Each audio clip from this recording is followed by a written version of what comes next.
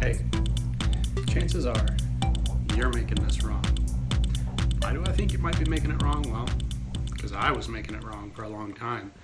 This ain't your mama's mac and cheese. To make this, there's a few different steps that you gotta take. Take a look. As with any pasta, the first thing you're going to do is put some water in a pot. Alright, today we're going to be making some Annie's mac and cheese. Get your pot on the stove, turn it up to high, and then put just a touch of vegetable oil in there. That keeps the water from boiling over. Pop over the boxes, pushing that little tab in with your finger, and pull the cheese pouches out.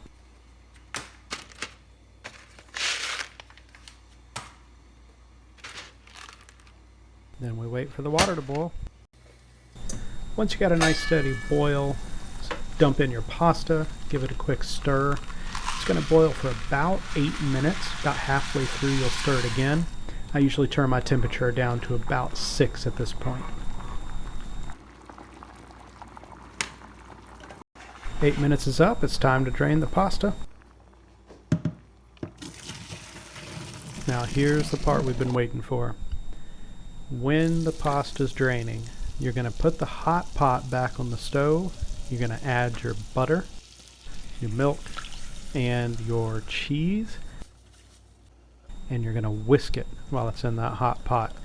This gets it all nice and smooth before you add it to the pasta. Final step, dump the pasta back in and stir it up.